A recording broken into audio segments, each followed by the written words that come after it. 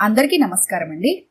ఈరోజు మనం భీమవరపు పురుషోత్తం గారు రచించిన కోడలు అనే ఓ చక్కటి కథను విందాం.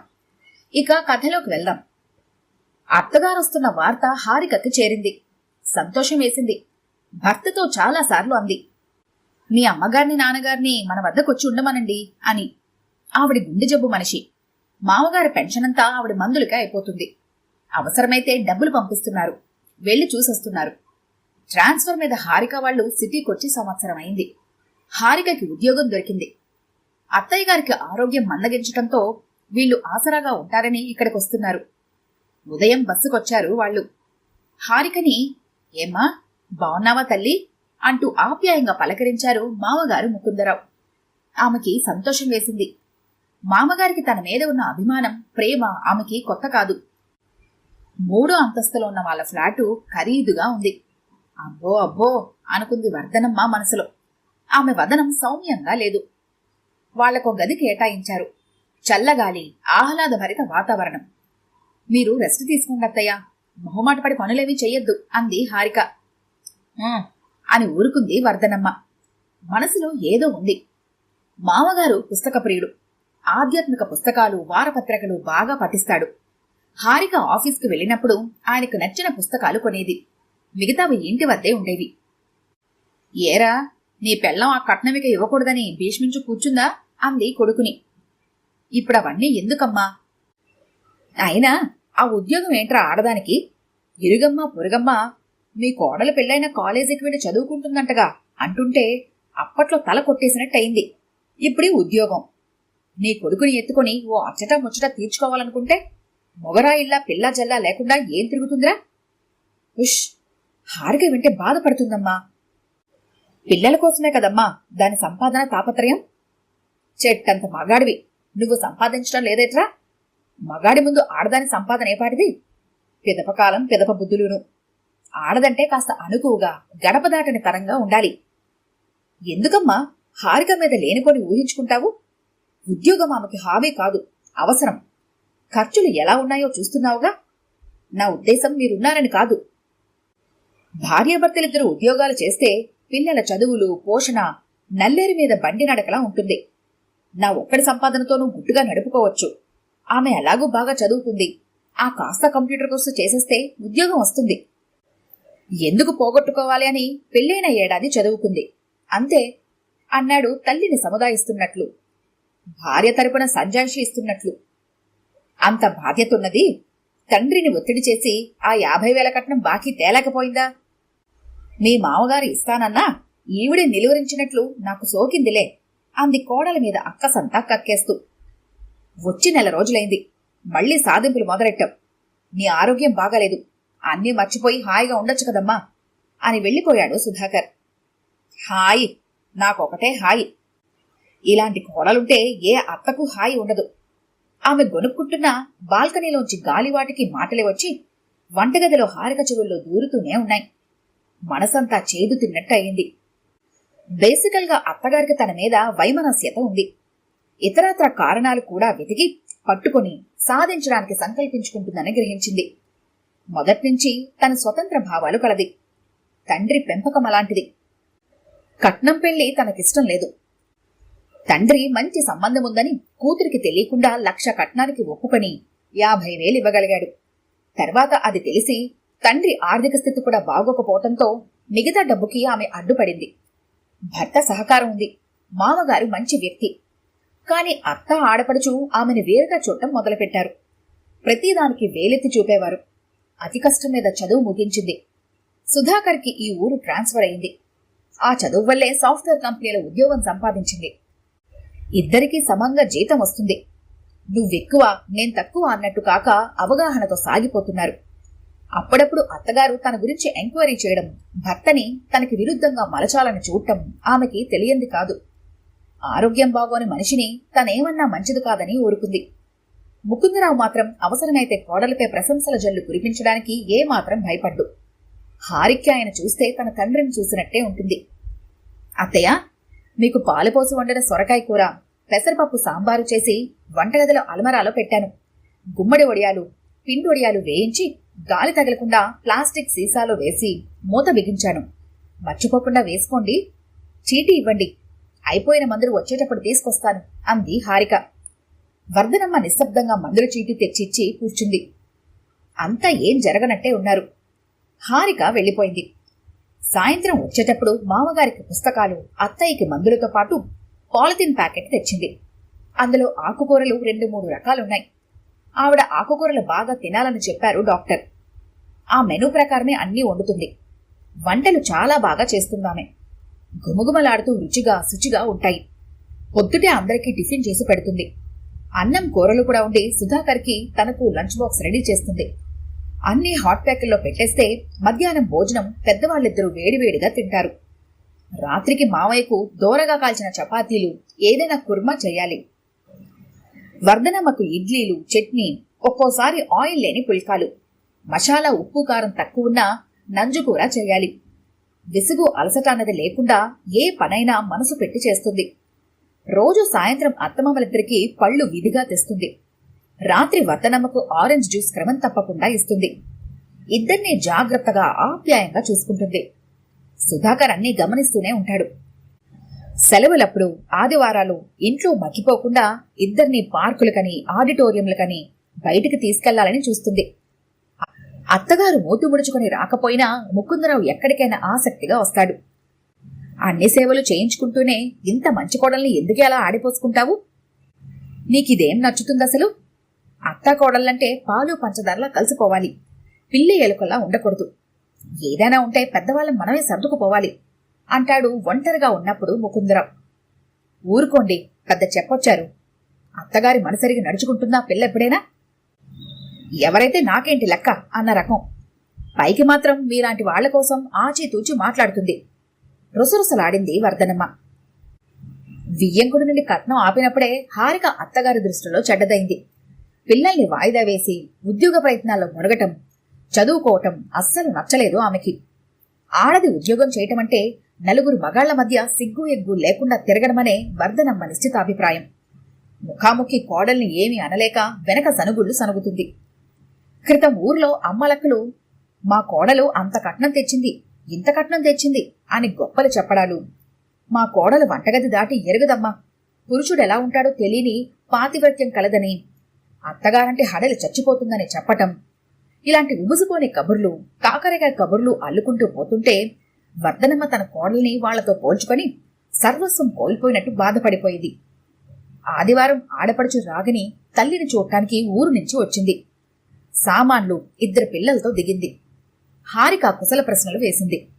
ఆమె మనస్ఫూర్తిగా ఎప్పుడు హారికతో మాట్లాడదు. హారికకి వెలితిగా ఉంటుంది ఆమె ప్రవర్తన.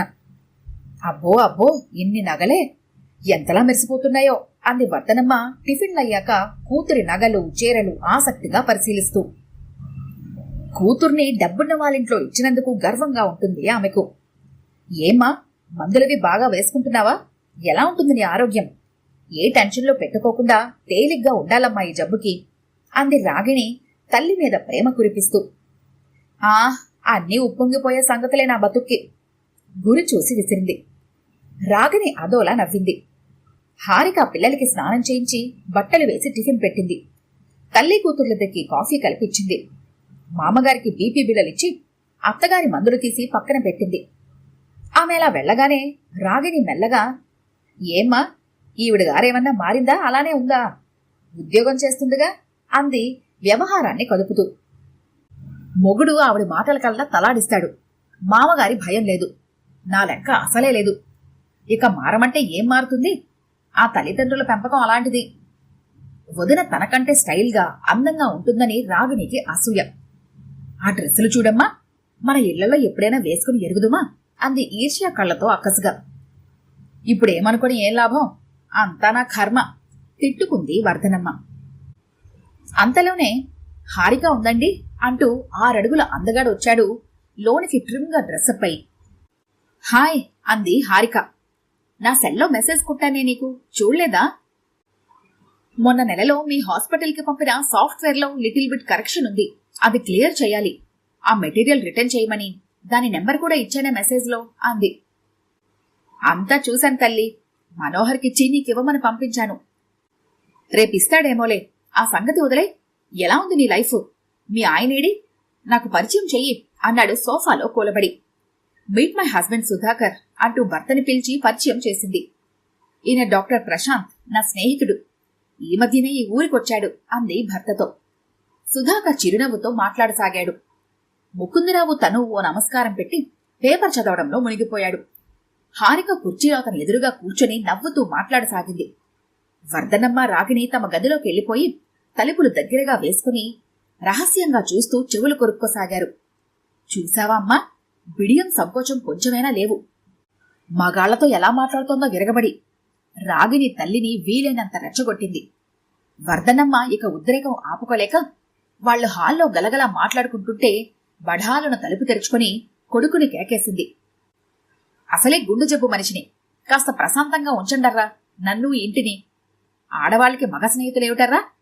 ఇవన్నీ చూసి నా గుండె ఎప్పుడూ ఆగిపోయేలా ఉంది అంది. అంతా బిత్తరపోయారు. ముకుందరావు భార్యను చురచురా చూశాడు.